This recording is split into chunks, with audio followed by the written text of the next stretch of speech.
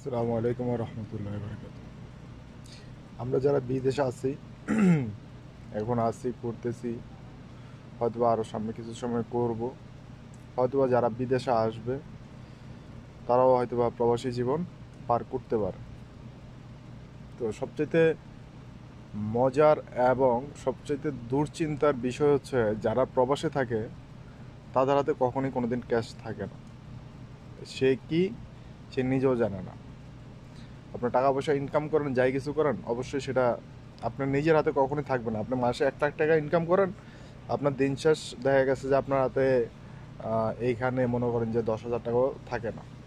ঠিক আছে? তো যখন আমরা গ্রামে যাই, দেশে যাই, তখন আমাদের সবচেয়ে বড় ভোগান্তি হচ্ছে যে নিজের কাছে টাকা থাকে না।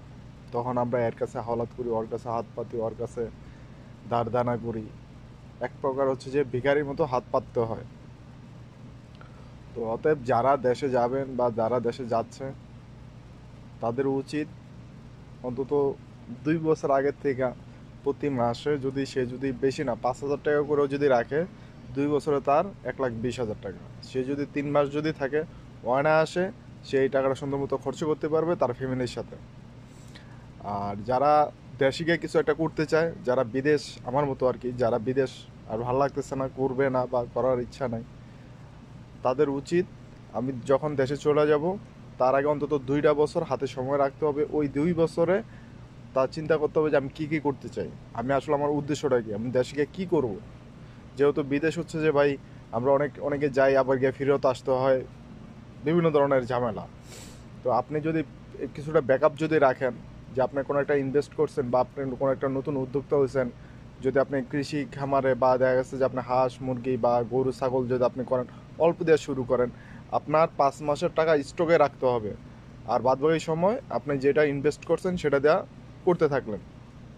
এভাবে আপনি ছোট থেকে শুরু করেন, তাহলে আর আপনার কখনো টেনশন করতে হবে না। তবে আপনি যদি মনে করেন যে আপনি কারো কাছের উপরে ভরসা নিয়ে যে আপনি দেশে যাবেন, যাওয়ার পরে আপনার কেউ টাকা পয়সা দেবো, এগুলো কখনোই করেন না। তাহলে 2 বছরের জায়গায় 3 বছর থাকেন, তাও ভালো। আর সবচাইতে উচিত আপনারা যারা কিছু একটা করতে চান বিদেশে থেকে, আমার মতো, আমি তো বেসিক্যালি হচ্ছে যে আমি দেশে গিয়ে প্রশিক্ষণ নেব, তারপর হচ্ছে যেটা করার করি বা করবো ইনশাআল্লাহ। তা আপনাদেরও উচিত প্রশিক্ষণ নেওয়া।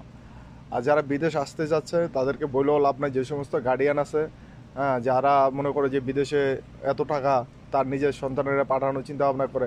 আসলে বাবা, আপনি নিজে আসেন, আপনি নিজে এসে কী করতে পারেন আপনি করতে পারেন। যদি আমার কথাগুলো ভালো লাগে অবশ্যই শেয়ার করবেন। আপনারা দেশে থাকেন, দেশে কিছু একটা করেন, আলহামদুলিল্লাহ ভালো থাকবেন।